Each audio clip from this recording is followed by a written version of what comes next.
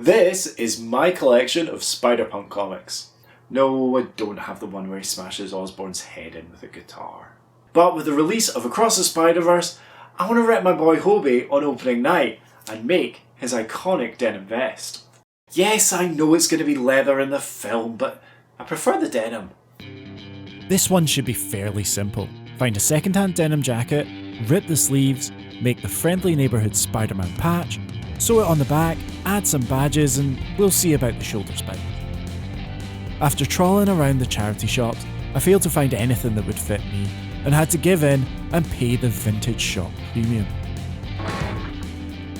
The jacket's nice enough that I thought about keeping it as is, but the danger of double denim was too real. The first task is to rip the arms. You could unpick it and restitch the seams, but that doesn't seem very punk rock. I cut the arms just below the sleeve head seam, and on the excess I got to work with the unpicker, pulling out the weft to get these nicely frayed edges. I found that simply rubbing the unpicker back and forth did a nice job of separating out the fibres. Now for the only real work on this project, the back patch. I lay out a couple of sheets of paper, filling the space on the back of the jacket, and loosely tape them down. This makes sure that whatever I draw can't be bigger than the space I have to mount it. I found a decent reference picture, and with the help of this plate, drew the spider logo. I cut out the shape, skipping the legs on one side. Folding it over, I could easily find the centre point, giving me a cut on the fold pattern. For materials, I have this scrap black jersey knit. I have this old Black Flag tee that I wanted to use for the white panels, but it's just too thin. So went with this heavyweight cotton knit instead. I cut the panel on the fold and yeah, this is great. I ironed some fusible lining onto the back to take the stretch out of the fabric and secure the edges. After cutting off the excess, I add fusible lining to the white fabric and baste the spider to the backing. I can then run round the edge with a blanket stitch in white embroidery thread. I cut it out, leaving a decent border, and now I can add the text. Now, I'm in two minds about this. I'm pretty sure Hobie would paint this on with white emulsion in proper 80s hardcore style, but I want to elevate this a little. So I cut the letters and the cross from the excess white fabric.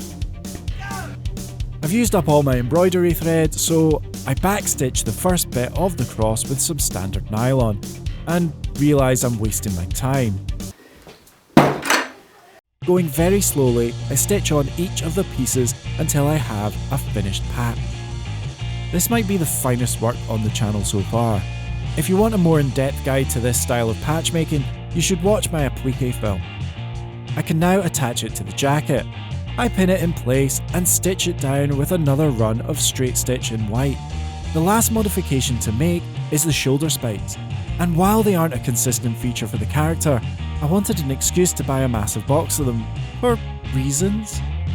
These are a bit footery to apply. I poke a hole with a kebab skewer and screw the base through the fibres, screw on the spike and fuck yeah. To complete the look, I turn to my collection of pin badges and remove a choice few from their nostalgia prison. And this is the finished garment. It's a pretty accurate realisation of the comic vest. Definitely a solid start for a Spider-Punk cosplay, but I don't have the body to wear the webs. As a prop replica, I'm very proud of this work. The only problem is, will I wear it?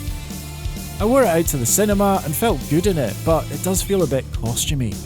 I kinda made it because I thought it would make good content, get me some views, which is the least punk thing imaginable. We'll see what happens as the end of summer rolls round and I need an extra layer but not a full jacket. There are no faults to point out, although I'm not really going to make a big deal of that. This was a basic make and super achievable for a beginner. If you're a fan of the character, you really should give it a go. One last thing, YouTube Audio Library's selection of punk really sucks, so I made a playlist to cleanse the palette. It's linked below. Thanks to Cody Ziglar for birthing such an excellent character. God save the Spider-Man. I mean it, man.